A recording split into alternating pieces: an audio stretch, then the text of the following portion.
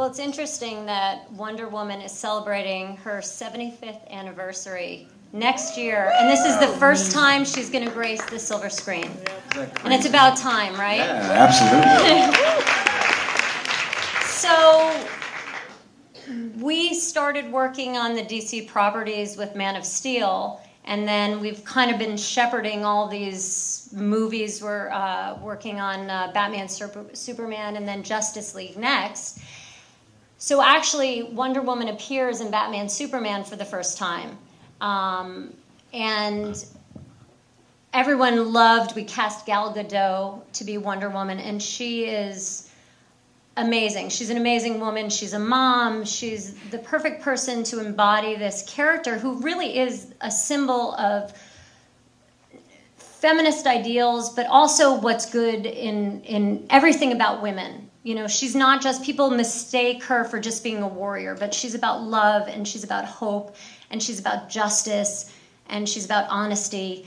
And, you know, when you come to casting this role, especially for younger kids, they can't distinguish between the actor and the character. So you have to really be careful about who you're choosing, because everyone's going to look up to her. At the same time, it's the first time that she's going to have her single standalone movie.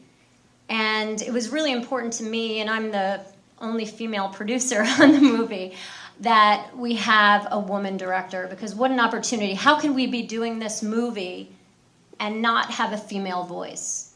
So we talked about it, and my other producing partners, my husband, Zack Snyder, Charles Roven, they all agreed. They felt like this was just too important, and it's historical, and it's needed. And we set out, and we talked to Warner Brothers, and they were fully on board.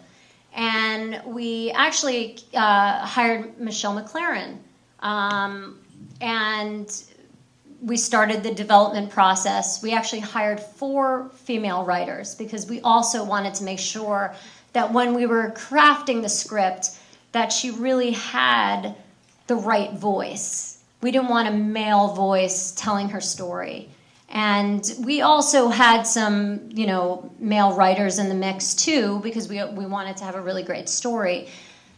And what was really interesting is we actually had some creative differences, and we parted ways with Michelle.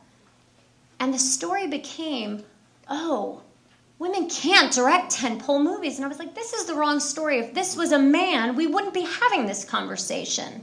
We just have creative differences. No big deal. And the stories perpetuated. And it was like, you know, because this was the first female director to do a big studio tentpole film. The first female director to do an action genre film. And they made it about, oh, they can't do that. If it was a man, we wouldn't be talking about it. But we still wanted a female director, and we found Patty Jenkins, who had the right vision, and we had the same vision that we had for the character. And we're really happy that we're going to be going into production in November. And it's been a really great process. We've tried to hire as many female people on the crew as possible. And I can't believe it. One short story, and I'm babbling, I know, but when we had Wonder Woman and Batman and Superman, and we had her for the first time, she was in her costume, and it was the first time she was ever, it was like this big moment, and one of the crew members brought her little girl, and she came up to her, and she gave her this card that she wrote, and it just made me, I couldn't believe what a moment this was, and why did it take so long, you know? But I was just happy that it had happened, and I know it'll touch many people's lives, so I'm happy to be part of it.